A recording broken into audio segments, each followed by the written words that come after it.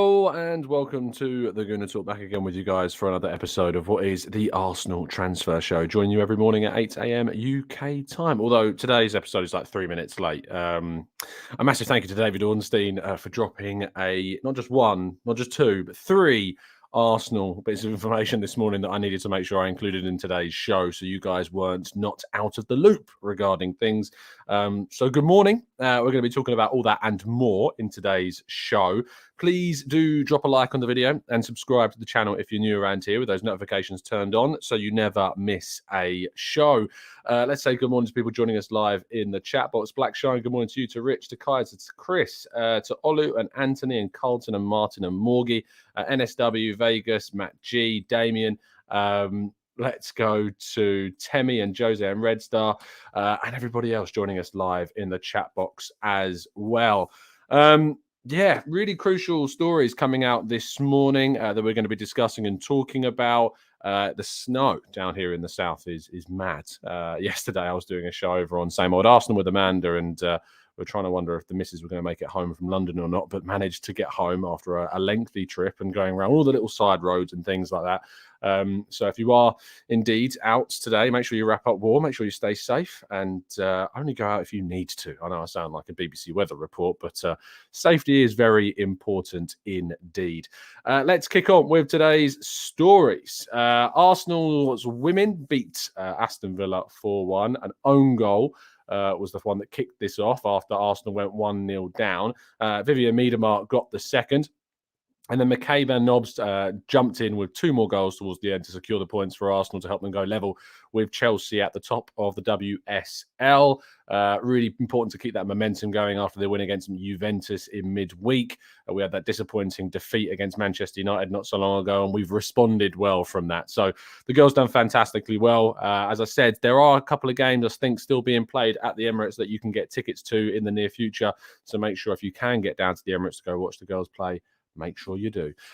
Lyon beat LFC, as in Liverpool, 3-1. So, yeah, that same Lyon side that we battered and did not look interested in any shape or form against us in the Dubai Super Cup, beat Liverpool 3-1 and then beat them on penalties as well with a 5-3 win. This means that if Arsenal avoid defeat, I believe, against Milan potentially, and also win the penalty shootout, I think there's potential for them maybe to top the standings. That said, Milan have not yet played Liverpool, so that game is still yet to go ahead. So that might change things. If they beat Milan, they'll definitely win the tournament. So all Arsenal needs to do is beat Milan in that final game of the tournament, and they will, of course, manage to pick up the Dubai Super Cup trophy. Aston Villa beat Chelsea in their friendly, and Real Betis beat Manchester United, which means three of Arsenal's key top six rivals all lost this week. So very, very interesting indeed. Love this from Jose. Dubai Super Cup champions, you'll never sing that. Indeed. But importantly, in the Chelsea game, Armando Broja suffered a serious knee injury that could see him exit the season, basically. It really could cost him the rest of the campaign. It could be a potential serious knee injury. He had to be stretchered off after an awkward fall, which is obviously a very big frustration for him and for Chelsea. But that then could cause Chelsea to enter the striker race this winter, making it even more congested than it was already. Marcelo Flores, unfortunately, has also suffered an injury issue whilst on loan at Real Oviedo. Now, things haven't been going amazingly whilst on loan in Spain, and there have been reports that Arsenal might recall Marcelo Flores in January and then send him out on loan to Mexico. So Marcelo Flores' future remains a little bit uncertain right now, and this injury is only set to make things even more complicated.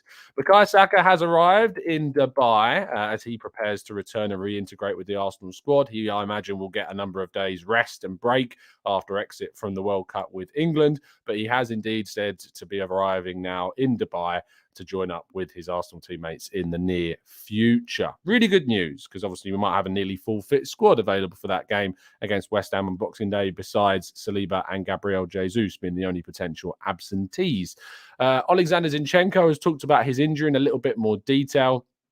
He's talked about the fact that he's felt tightness in a muscle area, and that, of course, is kind of an area in which Arsenal know that they need to really protect, because if you've got tightness in a muscle injury, it can really quickly turn into something that it is not, and if that happens to be the case, then you can see a player really move out for a significant period of time. Moving forwards, we then get to kind of what I think is more of one of the disappointing stories of the day. Of course, a couple of days ago, we talked about how Il Romanista, which are a branch of Calciomercato in Italy, talked about how Roma would not be signing Evan Ndicka because he had already, according to their information, agreed a deal with Arsenal. Now, according to Bild, this is not the case. They say that no team has yet agreed a deal with Evan Ndicka, and there is no expectation that he will indeed make that decision as of yet. Arsenal, if they want Evan Ndicka, can sign a player for another country in January on a pre-contract agreement if their deal is expiring, just like Evan Ndicka is. But at the end of the day, it doesn't seem to be that report that we talked about 2 days ago from Italy was indeed true. Surprise, surprise. I know, we're all shocked. We're all incredibly shocked that the report from Italy didn't turn out to have that credibility that we were hoping that it potentially might do. Now, I do want to caveat this and say, because I know we had someone leave a comment saying, why did we report the story from Italy? Well, I have to say that this is a news show. We talk about all the stories. We tell you where they're from. And I did reach out to somebody about considering doing a tactical breakdown who works for Transfermarkt, who you know is the big kind of stats website that you go and get all your stats of players from, and they were questioning the legitimacy of the reports when we spoke yesterday, which I would have brought up on today's show. But of course, this report from Bild then came out as well, so we've just been able to talk about it in this way. So I hope that adds some clarity around that story, and I hope it adds some clarity around your expectations of the channel. If there's a story, we'll report it and we'll give our thoughts on it. Now, David Ornstein has dropped a significant update on the Athletic around a number of players. However, one player that we thought was a serious, potentially, big part of Arsenal's transfer plans, new information has come out from David Ornstein to suggest that he is not thought to be a target for Arsenal this January. Now, of course, the information that we had in the summer was that Arsenal lodged a potential bid for the player that was then rejected by Palmeiras, and there was an expectation that they could indeed move for a player like Danilo in that January window. Who this now means Arsenal will move for as a midfielder now becomes very, very congested and convoluted, and we're not 100% sure. I mean, my estimation might be Tielemans might still be the player that they look to. I reported back in January that Arsenal were willing to wait until the summer to sign on a potential free deal.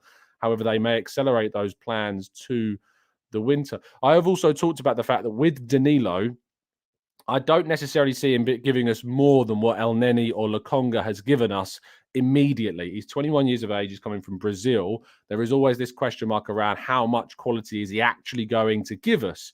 And because of that, maybe the club have decided that they need something more immediate and they need something more impactful this winter. And so Danilo is said now not to be on the club's radar this winter.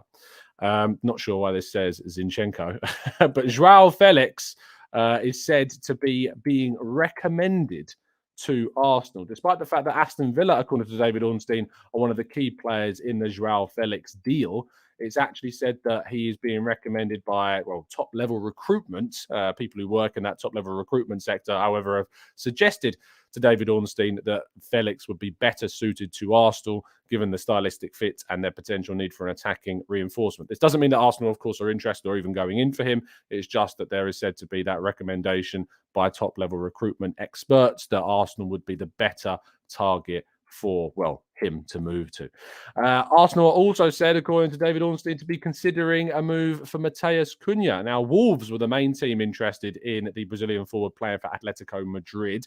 However, there seems to be some issues with that deal. And because of the injury to Gabriel Jesus, Arsenal is said to be potentially considering him as a short-term option. That said, Atleti want around 50 million euros for a combined deal of both Matheus Cunha and centre-back Felipe. How much of that is Matheus Cunha? I would imagine probably a larger portion of that amount is just for Matheus Cunha. I don't really see Arsenal spending over £30 million on a player that really doesn't start for us or doesn't really even, for me, compete with our starting options right now. So how, if that indeed does change, we'll have to wait and see. And lastly, our headline story. And probably the biggest news and the biggest breaking part of David Ornstein's massive content drop on The Athletic today. He says that apparently sources have told him, those with sources with knowledge of the matter in hand, think there is a, quote, good chance it will happen, though nothing is agreed at present. Of course, we know that Shakhtar Donetsk have that 100 million euro valuation, which is around 85.9 million pounds. However, it is said here that both interested parties are of the understanding that a lower fee would be deemed acceptable. Now, what that lower fee is, of course, we don't know. And we don't know what ultimately Arsenal would have to pay and what Shakhtar would be willing to lower their demands and their expectations to. But this is obviously a very, very positive kind of move in the realms of the deal for Mudryk. Now, when I talked about this, I've said I think this is 50-50. And it is all depending on whether or not Shakhtar are willing to lower that figure. This is the first indication that we've really got from a truly trusted source telling information that they are feeling that they would be able to agree a lower fee and that there is that, quote, good chance that this deal could happen. So a really mixed and not divisive, up and down, I suppose, kind of show this morning, talking about players that we thought maybe were more interested potentially moving to Arsenal, like Danilo, like Evan Ndicka, certainly not seeming to be the case. However, players like Mudryk and a new player that's being talked about, Matheus Cunha, certainly seeming potentially more likely this winter. So very interesting indeed. We'll see if this changes. We've got less than 3 weeks now until the January window opens, of course, and Arsenal, I'm sure, wanting to get their business done as soon as feasibly possible. So without further ado, let's move to part 2 and your questions right after this.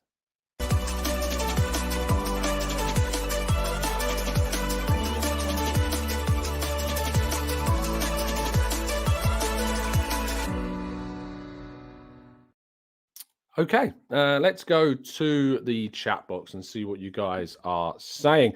Let's go to Marcus. Says, so who is the most realistic wide player who can play through the middle that we could sign? Marcus, this question obviously comes up a lot and it gets asked pretty much every single episode. And I think the main way to approach this question is to consider Martinelli in this equation.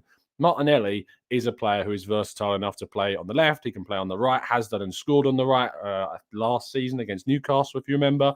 Played really well on the right against Manchester United last season as well. And is being coached and trained at Arsenal through the middle. And that has happened for a significant period of time. Now, if we sign Mudryk is, for all intents and purposes, a left winger. And, you know, whilst he, I think, has potential to play in other positions, has ostensibly played on that left-hand side. So I think if Mudryk is to be the guy, I think Martinelli will be the one that's lent on more as a versatile option for Arsenal in the future. Let's scroll down a bit more and get some more of your questions. VDub says, this feels like the January window will be quiet, ... Mudryk and all the others in the summer. Can you imagine Felix, Mudryk and Savic? Oh, my days. Yeah. It would be an incredible window if that was to happen. However, I think that would be kind of crazy to see that take place. Manu says, I fractured my shin bone yesterday in our last game before the winter break. Could I maybe in the future join on your Strava group on my way back to recovery? Motivation is key. Yes, and we're going to be recording our next Eat Sleep Arsenal Repeat podcast tomorrow, going out on Wednesday. So I'm going to try and set up a Strava club in that time so that we can all get involved with that one. It also motivate me more knowing everyone's watching me, making sure I'm doing my runs, because with the snow, it's not going to be possible at the moment, but it'll be mean doing some muscle and weight work, I think, inside. Machiavelli says, do you think this January will show us the ambitions of our owners?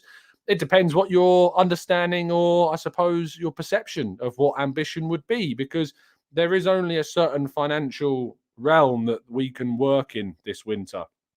If your expectation is, well, if Arsenal are serious about winning the title, the owners are going to invest 100 million in us this winter. I don't look at it that way. I look at and think, are Arsenal going to go out and add quality this January? I don't care how much they cost, frankly. You know, I'm really not fussed about how much players cost in the end. As long as Arsenal add quality, that's all I care about.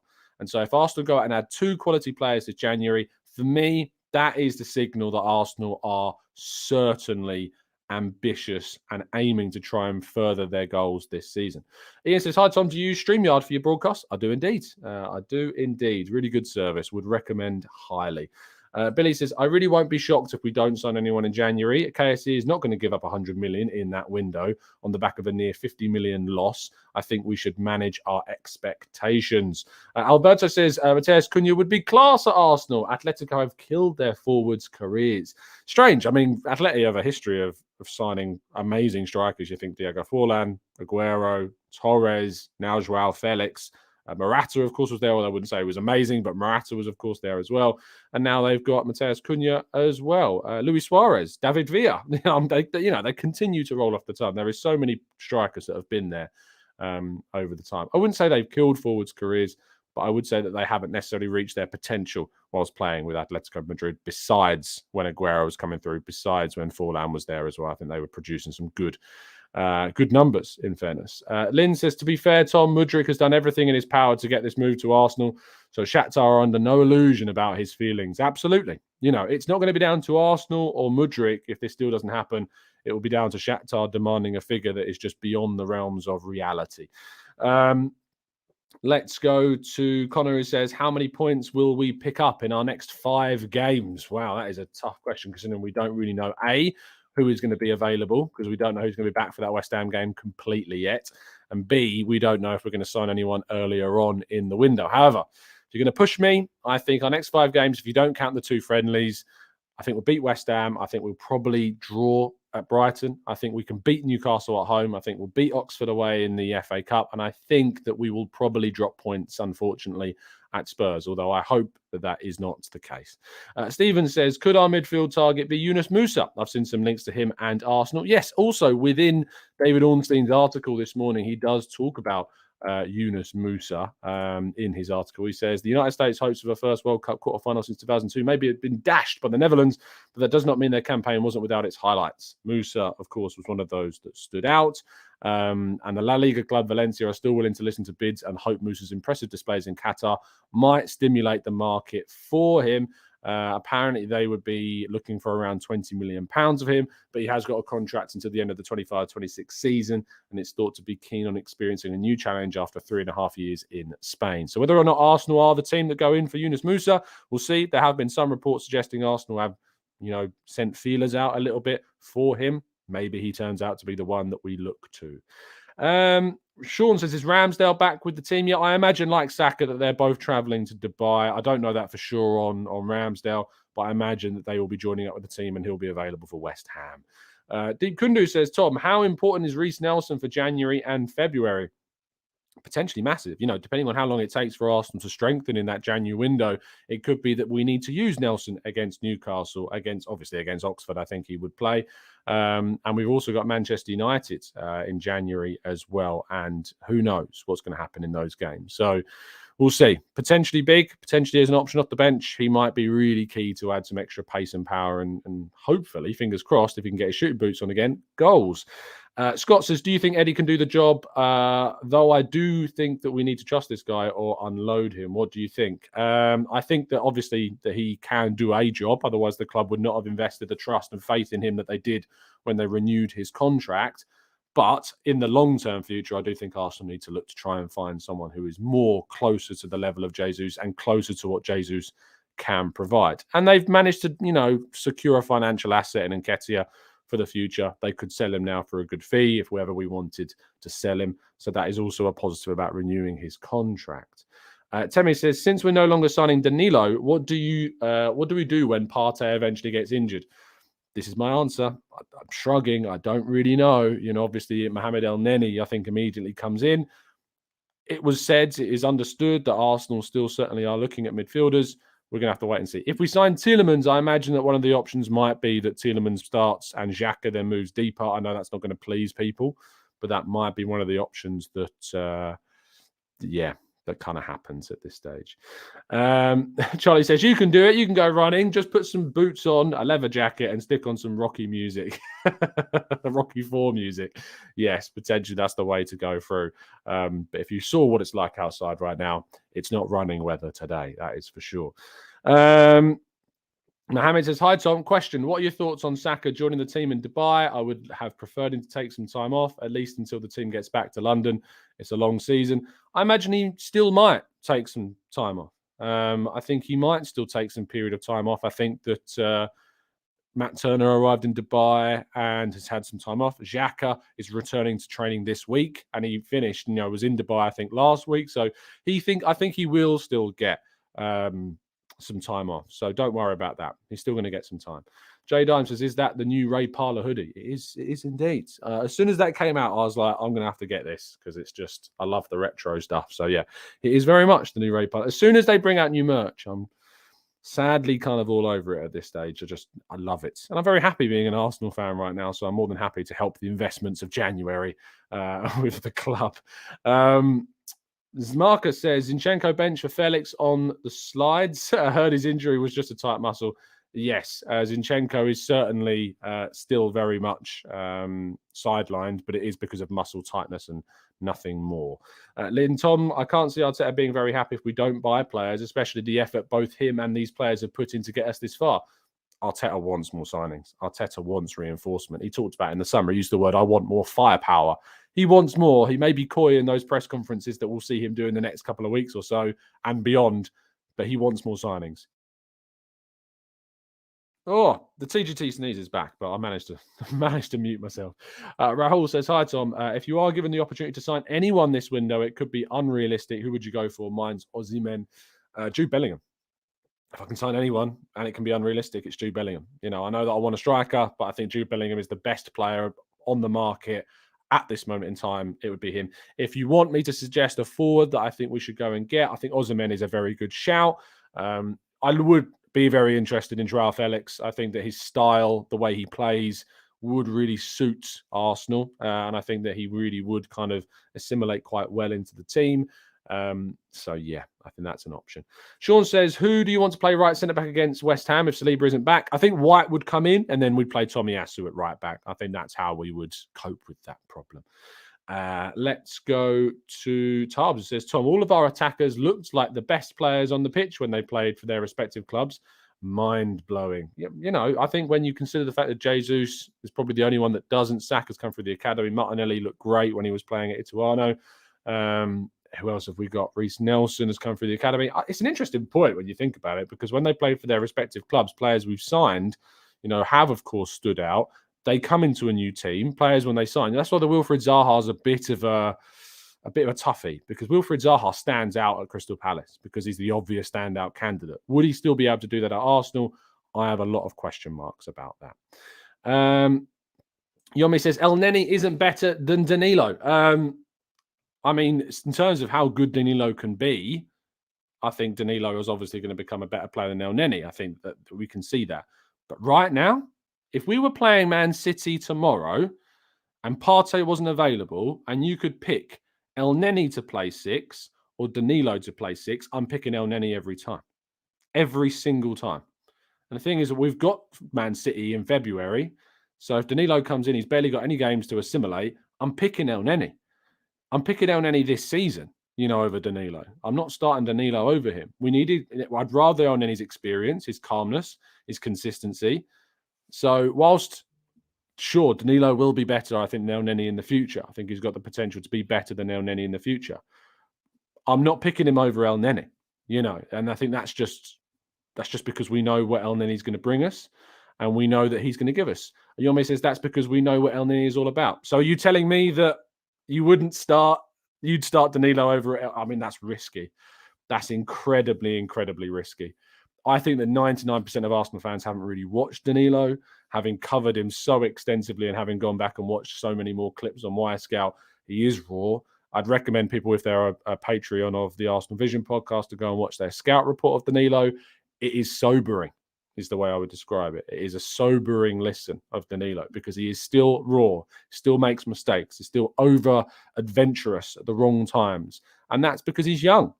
It's because he's still young. Just like Saliba. Saliba playing for Marseille last season made mistakes. Saliba playing for us this season has made mistakes because they're young and they make errors. Difference is Saliba is of a level at his position contextually different to Danilo.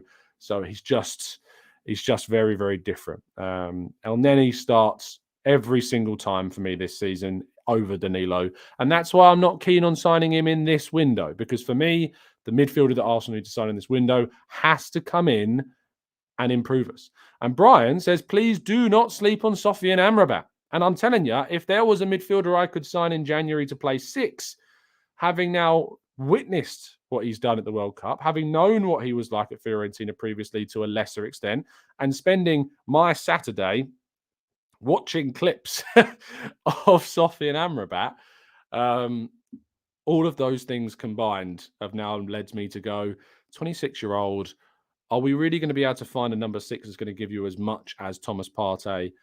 20 million is said to be the price tag. I don't think that's a bad deal at all. And I'd be very intrigued by a potential deal for Sofyan Amrabat as an option at number 6 to be a potential El Neni replacement for the future. I think Amrabat would be a very interesting option for Arsenal to consider. Adds that physicality that we wouldn't lose without Partey being there. I think it's a very interesting option indeed. So yes, you're right to say do not sleep on Sofyan Amrabat. Obviously, I think dream option, yes, I'd agree with you, Jay Dunn. Ruben Neves would be that, but I think Wolves are going to ask for a lot of money. So in terms of a cheaper alternative, if we haven't got the money to go for a Ruben Neves, I think Sofyan Amrabat is a very good shout that was suggested. First of all, I have to give credit to the people on our Twitter space on Friday who brought his name up. So yeah, absolutely. Stuart says El Neni suffers in the same way as Eddie in that his largest sample size is the rest of the second choice players. It isn't fantastic, but very reliable. And I think that when both Eddie and El Neni have been given the chances to play in the first team, they've shown their value. They've shown what they can bring to the team. So yeah, I think that absolutely people sleep on what El Neni can bring as a backup. Danilo is not better than him right now. He probably will be in the future, but El Neni is better than Danilo at this very moment in time of playing at this level. It's as simple as that. V-Dub says, what happened to Yeremy Pino? He went to Spain with the World Cup. I don't think he played a single minute of football, to be honest. But he was linked to Arsenal, of course, in the summer. Loosely, it was never seemingly like a really strong link to Yeremy Pino. There was kind of reports coming from Spain at the time. I don't know whether Arsenal's interest in him is real or whether or not it's continued, if it does indeed exist. But Yeremy Pino, not really been talked about at all. Same as Neto. That's gone very, very quiet as well. But he has, of course, been injured. Sean says, Nketiah getting all the practice with the starting 11 before the season restarts will be helpful. It'll be crucial, Sean. It was going to be absolutely massive. Absolutely massive. Tobbs, correcting himself, says, I meant they looked like the best players on the pitch this World Cup for their respective countries. Sorry, I misunderstood, or you mistyped. One of the two. Maybe it was 50-50. But yeah, look, Saka stood out for England. If you think about the other players, Xhaka stood out for Switzerland. Partey stood out for, maybe not stood out. I think Kudus stood out for, or Kudos stood out. Is it Kudos? I think it's Kudus. I think I was told it's Kudus. Stood out for Ghana. But Partey was still instrumental in helping them as much as they could in that group stage. Matt Turner was great for the United States. So, we've had a really strong participation. The only players like Ramsdale, White, and Saliba who haven't really played, of course, haven't had an opportunity. But the others have definitely stood out. Dave says, I can't wait for December 26th. This pod is certainly whetting my appetite. I'm glad that it is, Dave, and I'm glad that you're enjoying our content and production. I'm hoping that it is, of course, building you up with that expectation and hope that we return on Boxing Day with a really strong feeling about how we play against West Ham. It's going to be key to get that win, key to get momentum rolling. We need to make sure we win these games against Milan and Juventus in the meantime. It was really important. If you think back to the pre-season of the summer, we won all of our pre-season games and see how that carried us through the momentum into the start of the season. Same thing happens here. We need to try and win these games, these friendlies. The momentum is going to be absolutely key. Anyway, thank you so much, guys, for tuning in. There's about 800 of you watching. Do make sure you drop a like on the video. We do these shows every morning at 8 a.m. UK time, rounding up all the latest Arsenal news, giving our thoughts, theories, and queries about it, and tackling as much of it as we can, and some of the harder topics in the world of football and sport as well. Subscribe to the channel if you're new. Turn those notifications on so you never miss a show, and I will see you later on this morning on, of course, the Arsenal's, the Arsenal Ways World Cup Watch show at 10 a.m. So make sure you join us over there. But I'll be joining you at 8 a.m., of course, back tomorrow on this channel. See you soon. Have a great Monday. Stay safe. And as always, up the Arsenal.